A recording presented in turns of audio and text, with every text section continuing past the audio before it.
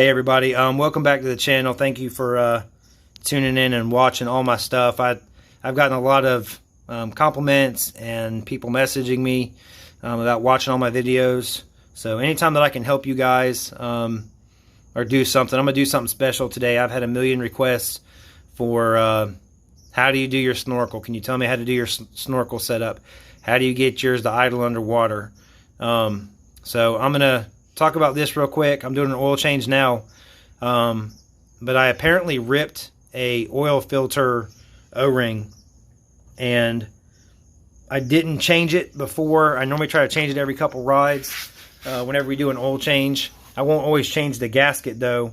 I should just cut it and put the new one on. It's way easier, but pulling it off sometimes is tedious, and I'll show you what I'm talking about. On right here, putting a new O-ring on. There it goes, it's zoomed in nice.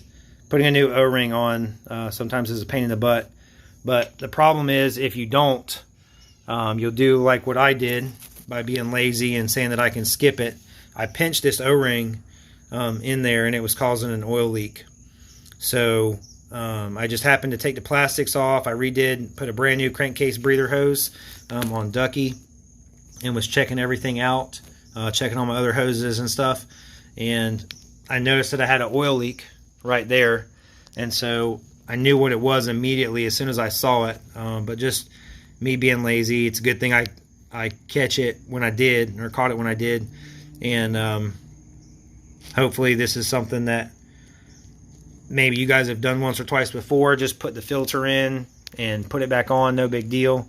But it got me this time. No damage or anything. I mean, the motor still had plenty of oil in it, but I do worry about any kind of dirt or water contamination from that happening. So just wanted to talk about that real quick, show you guys. And I'm riding tomorrow. We're doing a benefit ride for the guy that died out at Hogwaller. We're going to go do that ride, friends, give some donations to help his family out, and at the same time ride in a really cool area, and kind of get a chance to ride with some friends and bring people together from all over that we wouldn't normally get to ride with. So that's going to be pretty awesome. I'll record as much as I can tomorrow.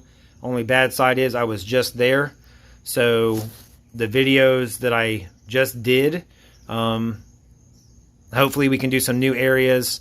The Gatekeeper Trail that was really deep, it's supposed to be even deeper now. And also the canal that we were riding in, and some of the videos, the P500 video, we're definitely going to try to do that. Two reasons. One, for the benefit ride, and I want to get wet tomorrow. But also, I haven't had a chance to test out the live round sound Gator Bar and get it proven underwater. I'm going to play it.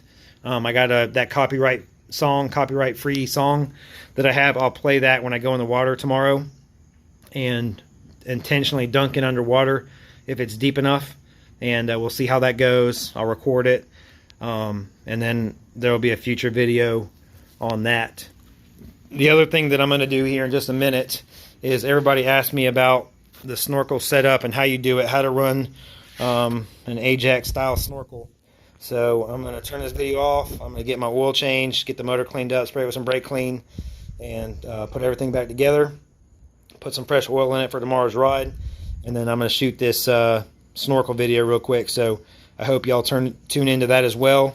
And if you know anybody that's questioning doing this, doing a center snorkel, and you like this idea, if you have any more questions, just make sure you comment below. You guys leaving likes really helps me get new audience and other people to visit the channel, and that'll just give me more motivation to help you guys and do the videos that you guys want to see to grow. So give me just a minute and I'll shoot that.